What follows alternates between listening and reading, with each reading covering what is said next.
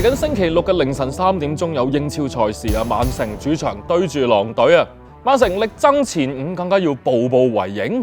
馬菲奧斯、紐尼斯隨時有事後上突襲，狼隊近績有啲水分喎。星期日晚嘅9點鐘亦有另外一場英超賽事啊，白禮頓主場對住紐卡素啊，紐卡素季尾火力強勁啊，伊薩克又試延續大順腳風，往績顯示白禮頓有啲冤家路窄喎。Hello， 大家好，歡迎嚟到今集嘅前哨站。今日主持細佬個 Gary 一位啊。嚟緊咧就亦都有2場嘅英超賽事同大家預測嘅。不過因為錄影之時係星期4嘅晚上啊，有呢個歐霸嘅曼聯、熱刺、歐協聯嘅車路士，仲有英超補賽嘅森林都仲未踢波嘅。咁啊，所以如果嚟到呢一刻要揾一啲咧，真係可以攞啲往績啊、近績攞嚟參考嘅球隊，亦都唔係好多。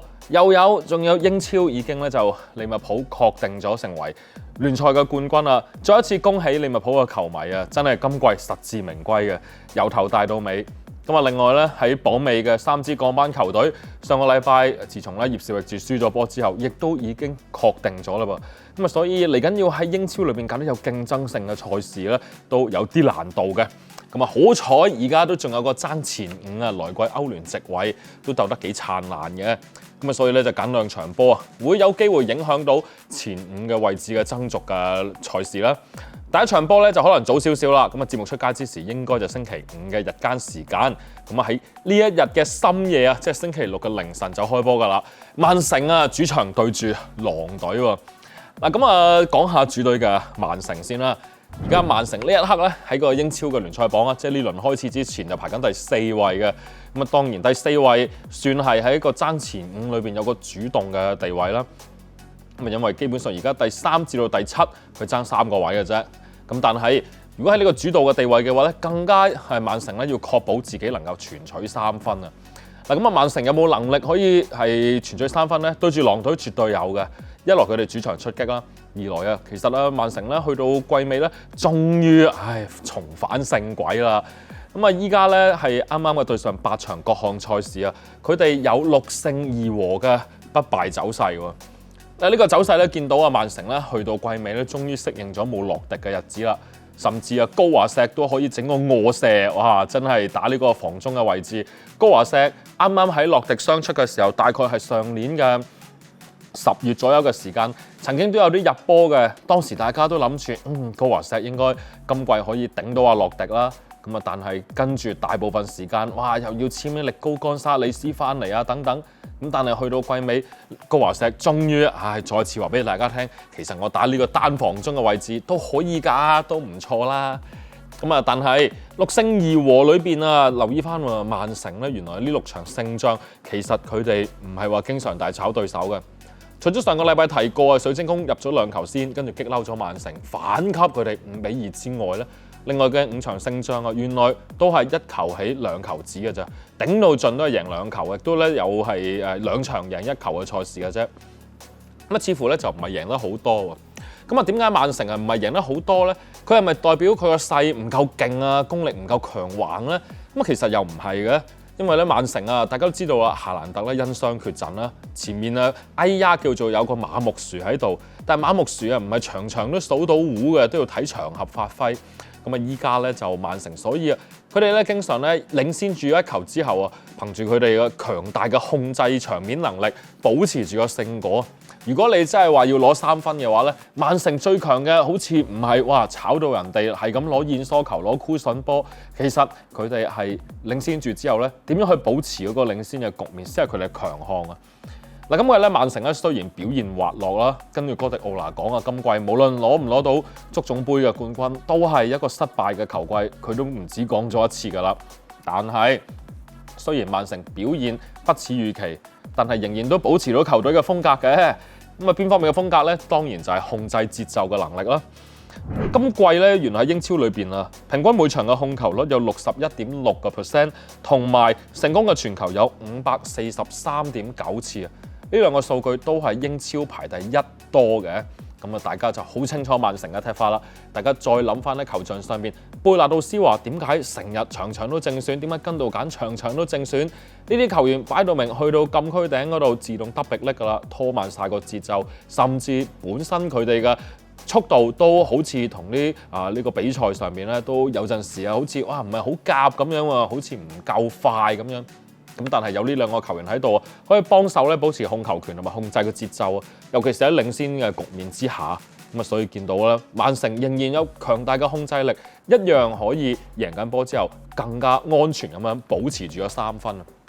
咁所以如果你話曼城要爭取3分嘅話咧，力數對手同埋自己 keep 住個波 keep 住個 possession 唔俾對手進攻咧，相信哥迪奧拿必定係選後者。嗱，咁講完咧就係曼城嘅風格啦，同埋呢個近況都相當之唔錯之後咧，咁都要諗下今場對住狼隊喎，對住狼隊咧有邊一個可以係奇兵突出咧？特別嘅地方係曼城對上嘅3場贏波，總共咧係入咗6球嘅，喺呢6球裏邊冇1球係由前鋒或者翼鋒入嘅，呢6球裏邊咧有4球係來自後衛，2球來自中場嘅啫。講翻頭先嗰樣嘢，哈蘭德因傷缺陣，馬木殊表現不穩，所以入波嘅重責就分擔晒俾所有中後場嘅球員啦。上一個星期喺呢個足總杯4強2-0淘汰諾定咸森林，正正就係憑住2位後衛力高利維士同埋面罩佬加維度嘅入球淘汰咗森林嘅。咁似乎今場波應該都要揾翻啲中後場嘅球員咧先至可以啦噃。如果呢場波嘅關鍵先生，或者係另外一位後衛先啱喎。另外一位後衛咧，佢本身嘅職責就唔係後衛嘅，佢本身係一個中場。不過咧，今季大部分時間都要串演嘅右閘啊。呢一位就係馬菲奧斯紐尼斯啦 ，Playmaker，Why Playmaker？ 點解揀佢先？嗱，咁啱啱就講到啊，曼城咧領先嘅時候啊，保持控球權咧係佢哋嘅絕招嚟噶嘛。其實咧馬菲奧斯紐尼斯咧嗰啲咁嘅短傳啊、上腳嘅功夫咧，其實呢啲係一流嘅，冇問題嘅。咁啊，而且咧仲有喎，佢啱啱咧喺對住再上一場即係講緊聯賽嘅時候咧，曼城2-1保持4分鐘絕殺阿士東維拉。正正就係憑住馬菲奧斯紐尼斯接應後備入替嘅道古左翼嘅傳送掠門而過，出現喺尾柱嗰度就係紐尼斯啦。呢一場波較早之前，拉舒福特咁上下窄位唔入，馬菲奧斯紐尼斯入啊 ，Playmaker 啊，絕殺攞到重要嘅3分啊！更加咧就喺呢個爭5大戰裏邊啊，將呢個維拉咧踢咗落去第7位先。咁所以馬菲奧斯紐尼斯又能夠入波，又有好好嘅腳法，又能夠穩陣嘅傳送，非常之適合喺呢場波發揮。領先咗1球之後，啱啦，有紐尼斯呢啲球員喺度啊嘛。而且最重要係乜嘢啊？紐尼斯自從2季之前由狼隊轉咗嚟曼城之後，大家從來都唔覺得呢個球員點解可以打到曼城呢？成日有一打中場，而家俾人被逼要褪落去打右閘喎，幫手做 invert wing back 喎，呢個內切翼位喎。咁但係喂唔緊要啊，入咗呢球波，信心大增之後咧，今次賭哥翻嚟狼隊。話俾狼隊聽今次我咧就點解可以過到嚟曼城？前季我喺狼隊成季只係入1球波，今次我翻嚟曼城，我就曼城作客翻嚟今次曼城主場啊，今次再賭哥對翻狼隊，照樣用入波話唔定咧出其不意呢個賭哥入波唔慶祝令到佢可能更加有火添啊！咁所以咧，馬菲奧斯紐尼斯千祈唔好睇少，今場波話唔定有機會再殺對手一個措手不及啊 ！OK， 咁好啦，講完曼城呢邊咧，講下對手嘅狼隊啦噃。狼隊咧真係唔提你唔知喎，原來而家咧走到上去第13位嘅啦喎。明明之前咧季中嘅時候仲話狼隊會唔會有機會同榜尾3弱一齊撈埋落去降班漩渦裏邊啊？咁但係而家冚聲攞到原來對上嘅6場攞咗18分啊，6場全勝啊，所以一下子就彈到上去第13位啦。6場全勝，哇，走勢相當之犀利啦，係咪嚇親人添啊？咁但係喺呢6場嘅全勝嚟講咧，全部都係出自咧，已經咧係無欲無求，因為呢一刻根本就已經唔需要為護級擔心啊，狼隊咁啊爭歐洲賽更加冇可能啦。反而冇壓力之下咧，佢哋打得仲好啊！哇，好似來勢洶洶咁樣喎，呢個狼隊曼城真係贏到，但係留意翻狼隊喺呢6場嘅勝仗裏面嘅對手真係非常之極端嘅。6場嘅勝仗嘅對手分別有榜尾3弱啊，已經篤定降班嘅3支球隊，葉修咸頓同埋葉士域治修咸頓同埋李斯特城，跟住第4支就係喺榜尾3弱上一位第17位樸達帶領嘅韋斯咸，榜尾4弱啊，跟住另外2隊係咩啊？都係下游球隊嚟嘅，不過佢哋已經放棄咗聯賽啦，佢哋全部啲心機擺晒歐霸，就係贏咗曼聯同埋熱刺啊！我6場贏波，你全部都贏下半版嘅，仲有下半版唔係11、12嗰啲喎，係最底嗰啲喎，一係就已經放棄聯賽，咁你話呢個戰績係咪有水分先？講真啊嚇！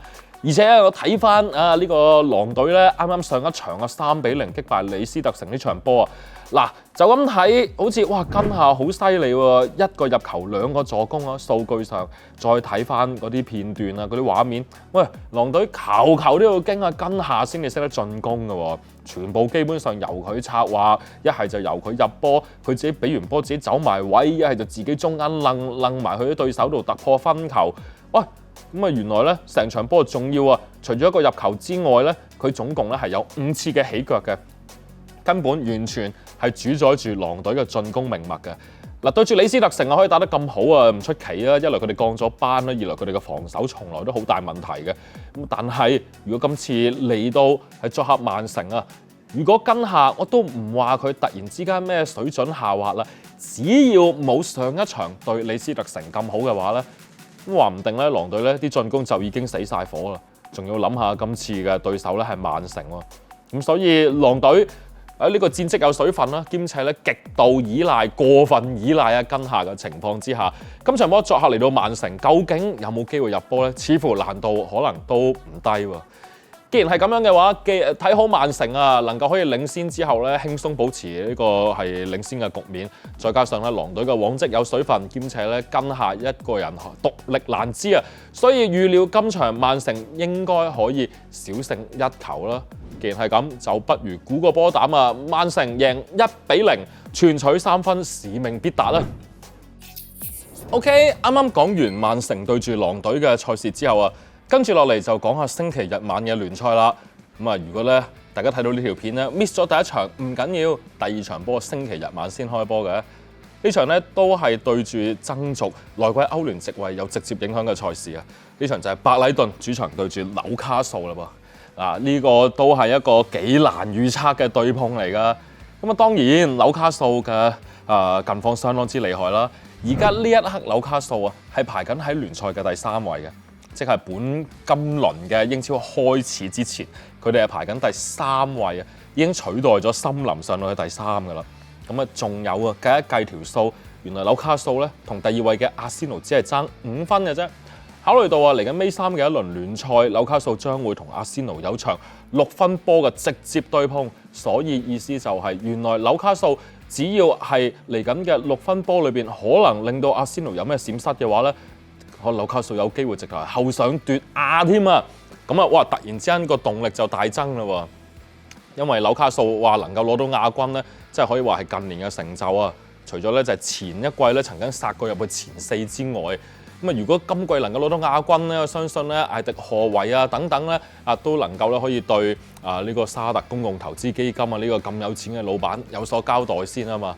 咁啊話時話啦，艾迪賀維啊，而家咧據報咧就仍然都仲係呢個咧就係肺炎嘅手術咧未能夠係仍然都係康復中啊，仍然都未能夠嚟到場邊督師嘅。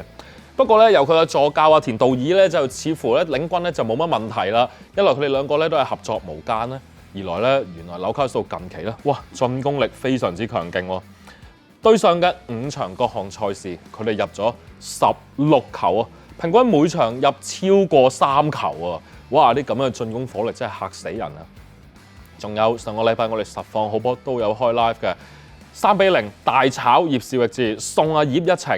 我哋咧就除咗見證咗呢個紐卡素咧能夠3球大炒之外咧，仲要唔好忘記喎，當中紐卡素曾經都係個波咧喺呢個葉士域治嘅禁區度飛嚟飛去掠門而過。雖然葉士域治咧就曾經去到咧就上半場嘅尾段啦，已經咧就有後防嘅當嗰場波打右中場啦，就係呢個賓莊順啊，比較防守性嘅中場球員，咁已經咧就2黃1紅啦。咁但係無論係紐卡素11打11定係11打10嘅時候，仍然都能夠壓住對手嚟攻，逼到葉士域治咧要喺8界線2度護個空門啊，都仲要輸3粒喎。見到紐卡素咧嗰個進攻力非常之犀利啦，好積極壓上前啦。仲有一個地方就係原來咧成場波佢哋嘅數據上面咧咁樣壓住嚟揼25次嘅射門唔算特別啦。但係都有6次係大餐屎黃金機會喎，而且兼且喺對方嘅禁區總共係掂咗68腳波啊！嗰啲 concept 係咩咧？平時嗰啲我哋睇親嗰啲咧喺對方嘅禁區咧，可能掂10零20腳啊，20零30腳，真係差唔多噶啦，已經算多噶啦。咁但係紐卡素係掂68腳喎。你諗下，如果紐卡素壓住對手嚟攻嘅時候，完全唔俾對手喘息嘅空間，可以見到紐卡素嘅功力係幾咁強勁啊！咁所以講翻頭先嗰樣嘢啦，即使艾力賀維要繼續係休養，由助教田道爾領軍，進攻火力一樣能夠保持，近況一樣咁好，完全係幾乎係冇影響咁滯嘅。所以似乎場面督師係邊一個都好，成隊紐卡素而家士氣正盛，狀態火熱，一定係繼續可以保持住呢個咁積極嘅態度，同埋壓住對手嚟攻嘅取態嘅。好啦，咁除咗紐卡素咧，就近期咧一啲進攻火力非常之強勁之外咧，今場波究竟邊個球員可以送個波入網幫手全取3分呢？相信咧佢哋嘅中鋒伊薩克今場波應該可以延續佢嘅大順腳風啊！嚴格嚟講，其實伊薩克個腳風唔算太順嘅啫。上一場對住葉士域治咧就射入咗一個12碼，憑住一個12碼入波啦。但係你計埋呢個12碼，佢對上5場都係入2球嘅啫。但係成季都總共入咗22球，哎呀都叫做依家英超嘅次席射手啊！伊薩克咧，相信咧係今場對住白禮頓啦，因為白禮頓咧都個防線都唔係話特別穩陣。而且咧，伊薩克咧都需要打啲新價波出嚟啊！睇下有冇機會咧，係今個暑假咧真係有啲強隊攞成億出嚟，甚至有朋友講伊薩克係咪有啲新聞講話伊薩克而家值1.5億啊，1.5億英鎊啊！哇，真係值得尼馬當年喺呢個巴塞去巴黎嘅價錢啊！當年應該係2.22億嘅歐羅啊嘛！哇，即係伊薩克咁搞法係咪唔係真係貴？今個夏天過億轉會費走係嘛？點樣過億轉會費走啊？要伊薩克自己把握機會咯。上一場波入翻個12碼，而且咧去到季尾嘅時候，有陣時有啲波都見到伊薩克好似有啲失蹤嘅情況出現。今場波既然係啱啱入咗12碼，攞翻啲信心出嚟。今場對住後防麻麻地嘅白禮頓咧，相信伊薩克繼續有力係可以數糊爭取表現季尾可唔可以轉會去啲大球會啦喎？好啦。講完咧就紐卡素之後咧，講下主隊嘅白禮頓啦。白禮頓白禮頓咧就而家都係無欲無求嘅球隊嚟嘅。不過咧白禮頓咧就好特別嘅，佢咧原來白禮頓咧今季咧喺英超裏邊最後嘅15分鐘咧係一共入咗15球嘅。原來咧喺英超裏邊咧係並列第4多嘅球隊嚟嘅噃。見到咧白禮頓咧喺尾段嘅時候嘅入球能力都相當之犀利嘅。如果講翻上一場咁咧就係白禮頓咧對住呢個係韋斯咸嘅時候去到咧就89分鐘之前咧仍然都落後緊1-2嘅，但係頭先講嘅呢個尾段林天光入波絕殺對手嘅能力即刻展示出嚟啦。89分鐘之後就分別憑住米多馬3先分嘅插水式球錘，跟住補時階段悍將中場巴利巴，哇！白禮頓啲中場出親嚟冇1億都8千萬嘅，show 一 show call 俾你睇啦，咩比蘇馬、嗰個咩摩西斯卡斯度馬，我而家就係第3個巴利巴，有冇水魚埋嚟？冇水魚，睇埋我呢個遠射啦！哇，boom 招咁樣，補時階段反擊呢個韋斯咸3-2，相當之犀利。講開呢樣嘢，其實白禮頓咧對住韋斯咸呢場波，雖然大家可能冇乜留意，但係有興趣都可以睇翻啲入波精華。第一球嘅阿耶利嘅遠射，同埋最後補時第3球嘅巴利巴嘅遠射，兩個遠射都係非常之精彩，遠程落西重西老粒入波嘅。哇不得了啊！兩個中場中嘅球員啦，都係一啲即係阿爺你嘅瑞典啦，巴利巴就係呢個非洲嘅，應該係非洲啦嘅一啲中場球員啦，都係行緊頭先講嘅一啲低買高賣嘅軌跡嘅啊，相當之高質素。咁所以咧就白禮頓咧，啱啱上一場波證明咗我最後15分鐘入15球呢樣嘢唔係流㗎，真係尾段先同你發力谷你啊！咁啊，所以咧3-2贏韋斯咸呢場波證明咗白禮頓呢個鬥志去到比賽尾段仍然都唔放棄，都係嗰句啦。有陣時咧去到啲季尾呢啲波咧，雖然我哋成日都話有啲隊咧就放棄得好誇張，有啲隊咧亦都可能好早已經開始風流波，但係因為英超有唔少嘅球隊咧。佢哋個本身嗰呢個地方嘅球員嘅鬥志都係好旺盛嘅，咁所以咧未必隊隊都係受什麼風流波啊無欲無求所影響嘅。白禮頓就證明咗俾你睇啦反而韋斯咸咧就好似真係越踢越頹啦。不過呢個題外話，睇之後有冇機會再講韋斯咸啦。韋斯咸而家咧連嗰啲陣中嗰啲球星咧都話成隊波自己隊波係屎嘅，而家係。OK 好啦，咁白禮頓咁犀利，比賽尾段反擊喎。咁但係咧問題咧就喺上個月嘅2月嘅時候啊，白禮頓咧其實同紐卡素咧就打過一場都幾燦爛嘅賽事。我記得我哋猜波台都有開 live 嘅足總杯第5圈嘅賽事啦，最後晉級嘅咧係白禮頓嘅。補時加時就憑住韋碧克嘅入波贏2-1。不過喺比賽裏邊咧，一人一球咁咧係法定時間打成1-1平手，然後紅牌咧都一人一張嘅喎。記唔記得哥頓啊？突然間爭下波，一嘢推咗落去。安東尼哥頓一嘢推咗落對手個頭嗰度，應該係雲克基嚟嘅。係嗰個波完全係俾雲克基應該係砸晒㗎啦，直頭個波都走埋㗎啦。佢一嘢推咗落個頭度，跟住自己申請紅牌，搞到佢聯賽杯決賽冇得出啊嘛。咁另外嗰邊咧就白禮頓咧整嘅林迪係攞咗係2黃1紅嘅。咁其實呢場波咧就大家都一人入一球，又一人一張紅牌。咁跟住仲要。其實紐卡素喺補時3分鐘輸係接應罰球龍門口撞入咗嘅。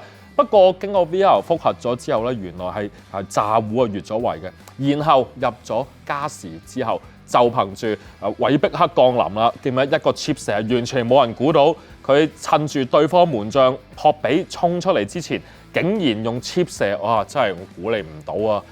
呢邊嘅紐卡素，哇！出局真係抌袋啦！明明係我補時絕殺喎，但係絕殺唔到，去到加時調翻轉，俾韋碧克搞掂咗，反而倒輸翻加時咧就最終輸1-2要出局嘅。咁所以咧，其實呢啲波真係好冤家嘅。你再睇翻咧，係白禮頓同埋紐卡素對上嘅係6次嘅對碰所有嘅賽事裏邊咧，原來佢哋法定時間有4次係能夠打和嘅。咁所以縱使白禮頓咧依家什麼無欲無求都好啦，咁但係今次咧主場出擊，而且對住係紐卡素咧，佢哋未必會係完全躺平捱打嘅。咁所以咧相信咧紐卡素呢場應該可以贏波嘅，因為佢哋咧的確係有嘢爭，而且佢哋攻擊力真係好強勁。但係白禮頓又未必真係會束手就擒嘅。咁所以呢場波，我嘅估計就係白禮頓主場都應該能夠破翻個蛋嘅，一於就估紐卡素贏2-1啦。OK， 好啦，咁今日嘅前哨站又同大家講咗2場波啦噃，多謝你睇到嚟呢度啊！最後呼籲大家記得俾翻個 like 同埋subscribe 我哋 channel， 有咩 comment 喺下邊留言話俾我哋知啦。今條片嚟到呢度差唔多，我哋下條片再同大家見面，拜。